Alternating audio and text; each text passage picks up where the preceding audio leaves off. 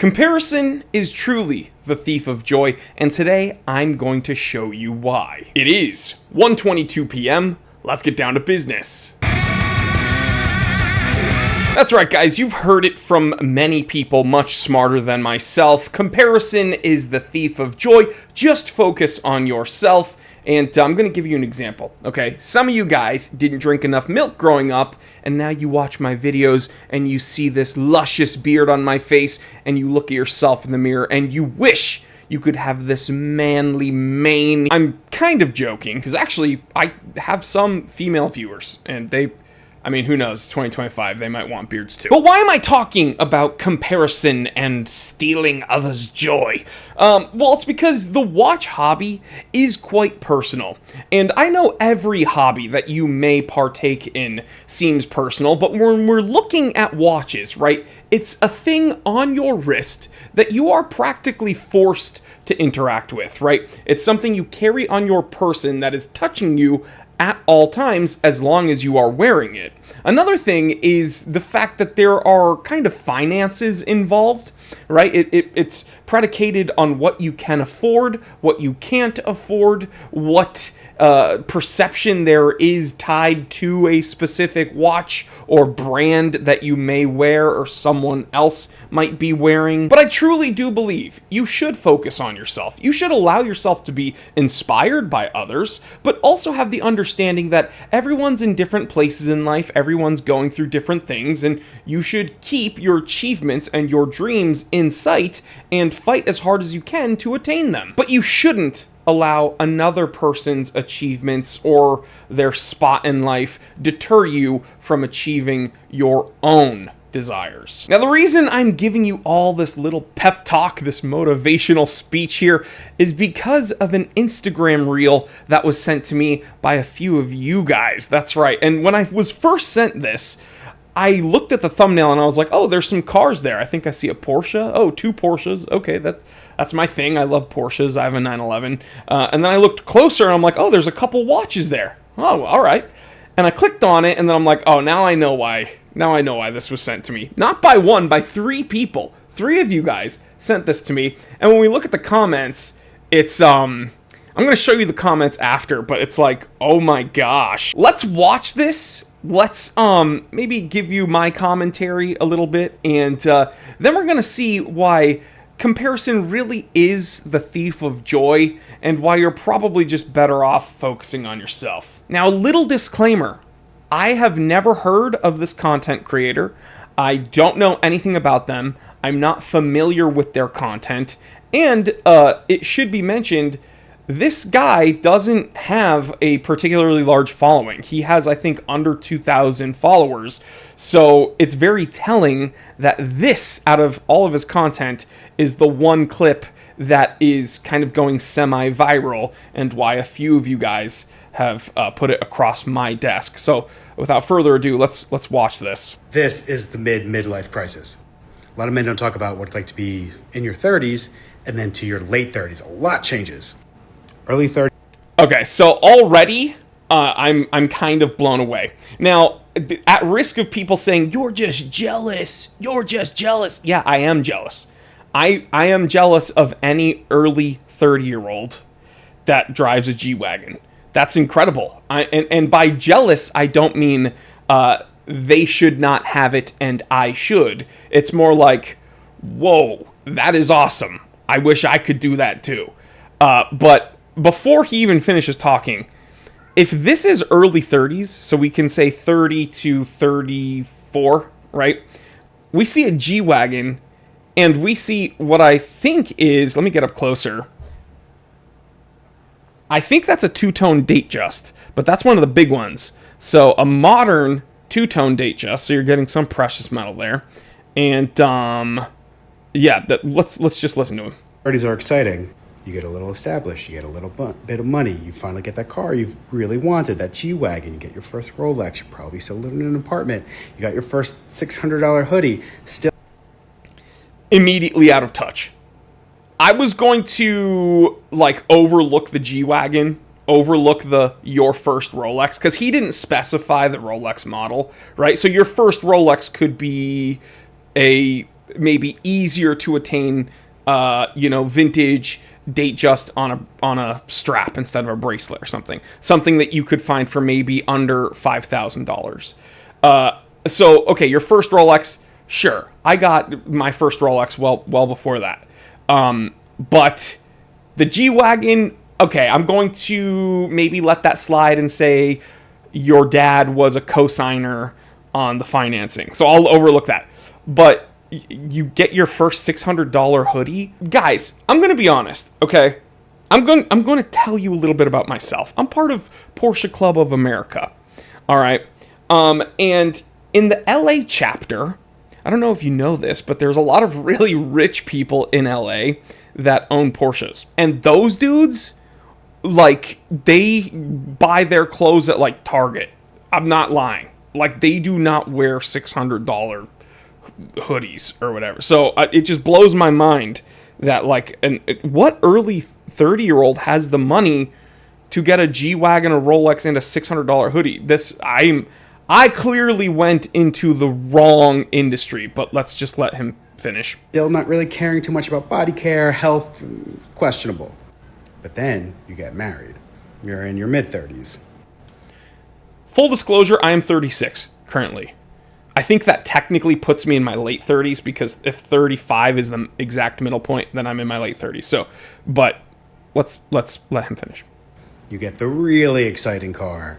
You get your first belt. You start getting suede shoes, going to Erewhon, traveling the world. You're really getting into new, interesting kind of subsections of body care. This blows my mind. I am 36, so I'm a little bit past the mid-30, 35-year-old point, right? I'm going to tell you right now, there are young, like, Gen Z content creators that I'm aware of that are part of, like, content houses and that have done, like, crazy numbers and stuff, and they have GT3 RSs for sure. But, like, I don't personally know any mid-30-year-old that has a brand new, 992 GT3 RS. Does it exist? Absolutely. And again, you can find those content creators online. I just don't think that this is a common enough sampling for him to be making this graph. It seems already, and we're only in the middle of his spiel, but it seems already the sampling of people that he is pulling from isn't large enough to be making one of these graphs that is supposed to depict a general group of people, the early 30-year-olds to the late 30-year-olds. Because if we're talking about in your mid-30s you get married, okay, sure, that tracks for sure. But then you get the exciting car. I got news for you guys. When you get married, that is not when you buy the really exciting car. When you get married, that's when your exciting cars go bye-bye. Because I don't know if you know this, but women, when they get married, they want kids.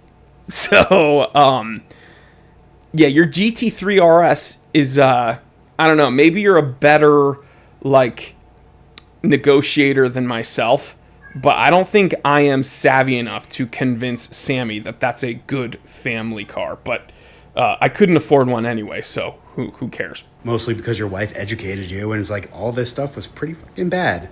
Which brings me to the late 30s of the midlife crisis. This is where I am right now.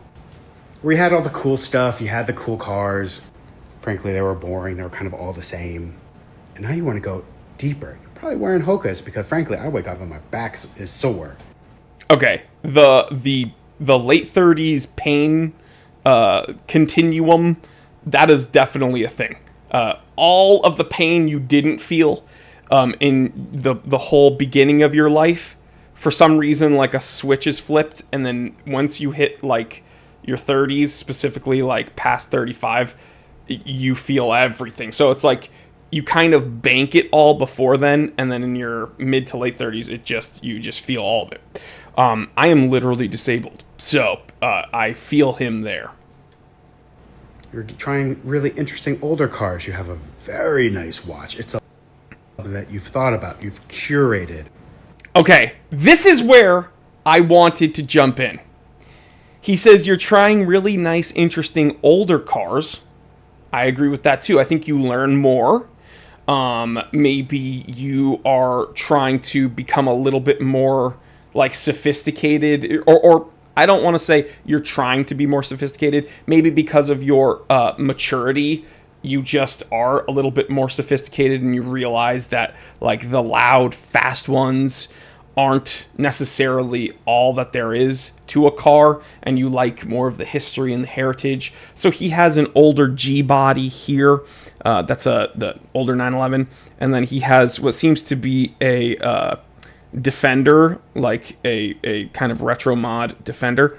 But he says you have a really nice, curated watch.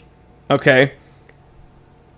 The picture there is an Aquanaut. It is very frustrating to me that he chose that watch, because he is moving in two different directions with what he's talking about. So he said in the early 30s, you get a cool car, that car you've wanted, a G-Wagon, you get your first Rolex. Okay. Then he says in your mid-30s, you get that really cool car, that crazy car, and he shows a 911 GT3 RS. I agree, that is a crazy, crazy freaking car. I've never driven the RS, but when the 992 GT3 first came here to the US, I drove, when the first 992 GT3, non-RS, came here to the US, I had the honor of driving one, and the thing's a freaking weapon. So the RS variant is even that much crazier. And then he makes the argument that when you're in your late 30s, you like the more sophisticated kind of heritage cars, right? The 911 G body, a Defender, a curated timepiece. But the Aquanaut is the antithesis of that. The Aquanaut is a modern Patek that is probably the least desirable Patek you can buy. Most people kind of poo-poo it because it's like the poor man's Nautilus, essentially. It's not an attractive watch. It's too chunky. They went for the semi-sleek look, but it's not as sleek as a Nautilus. And it's funny, for its first little bit on the market, it was way overhyped. Then people kind of came around to the reality of the situation and realized it is a horrendous watch. Especially when you're making the argument that when you're in your late 30s, you want the curated heritage icons. I thought he was going to put, maybe if he was in the Patek vein, like an old Calatrava or something vintage like that, or like a 1016, right? But him putting an Aquanaut there is very, very confusing. But we'll let him finish. Your home is elevated. It fits your personality. It's thoughtful. And so is your skincare. You're probably using a Gua Sha Stone. You could be using different deodorant. You could be washing your face more and actually putting on sunscreen, which is something I've started to try to do better in my mid-30s. So I will tell you one thing. The sunscreen thing is right on point. I never, ever, ever used sunscreen because I am Mediterranean and I don't really burn that easily. I just get darker and darker. So, but Sammy, before I leave the house, she makes me put on all these different sunscreens. And I think it's because she loves me and she doesn't want me to get cancer. So, yeah, I appreciate it. And then you realize all your friends will shut the fuck up about golf all the time. That's also true. Shout out Ben Clymer. If this resonates with you, please let me know in the comments. So, he asked people to let him know in the comments. Let's go ahead and take a look at what the comments have to say. Very detached from reality. That's the first comment. Yes, I agree. The whole sampling of people that he's talking about is the 1% of the 1%. I'm going to tell you right now, no one in their early 30s is riding a new G-Wagon with a Rolex and a $600 hoodie. It's so uncommon. It shouldn't even be a blip on the graph. The mid-30s with the GT3 RS, that's, again, it's such a small sampling of a small sampling, it shouldn't even be represented on a graph. The late 30s is probably the most accurate sampling of the people that he is talking about. But again, the confounding thing is the fact that he put an Aquanaut there. Ron Carr, I don't know who this person is, but he commented, "Where's the buying multiple shitbox project cars phase?" It's funny, that phase never goes away, buddy. I have a shitbox 911 that I work on, and it's awesome. I freaking love it. I have a shitbox E36 M3 Coupe that I love working on, and it never goes away. When you're a tinkerer, you're a tinkerer, and it is what it is. This person, Barack Obioma, Barack Obioma, writes, "Maybe for trust fund babies." Yeah, that's true. Nothing, Ranny Dice writes, "Nothing like going from a 160,000 car at 32 to a 300,000 car at 36 to a combined $250,000 worth of older vehicles, but this time with a $60,000 watch. This is definitely the average experience for us millennials." Yeah. And the observationalist comments, "Not sure who's getting anything like this in their mid-30s, unless they are surgeons." I'm going to tell you right now, I have two friends who I've known since early college, and they are now physicians. They are still poor, and they're my age. Because doctors, I don't know if you know this, they spend a lot of money to get the training they need. Now, eventually, like their potential, their earning potential is off the charts. They're both going to be very, very wealthy, and that's awesome. I love them. Shout out Greg. Shout out Trevor. Love you, dudes. But they are still like eating ramen every night, like poor, and it's because that's the grind. They are front loading the sacrifice, right, for a future of wealth, and that's good. That's smart. God bless them. But this is this person commented, "My life just got worse as time progressed," and it is kind of easy to feel that way. I'm just gonna like tell you, if you spoke to me in my early 30s, I would tell you, man, life is awesome. If you spoke to me when I was 33, I'd tell you, man, life is awesome. 34, most of 34, I'd tell you life was awesome, and then when my life literally came shattering down, and now needing help getting out of bed and doing like normal everyday tasks, I would tell you my life got way worse. But then when I zoom out big picture, and I have a ton of you guys every day like writing like awesome comments of support and telling me you're there with me, and looking to my left and seeing that Sammy's there every step of the way, and having parents that love me, and having my animals that I love, it's like, no, life is still good. You don't need to focus on what you're doing wrong. Like, stop focusing on what could go wrong and start focusing on what could go right. That's one thing that I am working on, and that's one thing I want to leave with you. But I'm not here to bag on this dude. David, if you're seeing this video, if someone sent you this video of mine, I would tell him that if this was his trajectory throughout his 30s, God bless you, dude. That is badass. G-Wagon to GT3 RS to a G-Body, a vintage G-Body. That's probably not an accurate representation of most people, but you shouldn't be envious of those people to the point where it makes you feel worse about where you are. Everyone is going through different things. Everyone is experiencing different things. And just keep focus on your dreams and do whatever it takes to keep grinding towards those. And you'll be surprised where you end up. And I believe in each and every one of you. But yeah, the Aquanaut, man. Put a Calatrava on there, dude. Anyway, this was just a wonky video. It's Friday, guys. It was time for a T3 watch rant. Stay happy, stay healthy, stay blessed, and stay in the fight. I'm Jory Goodman, the time teller. And always remember, I didn't invent time. I just tell it.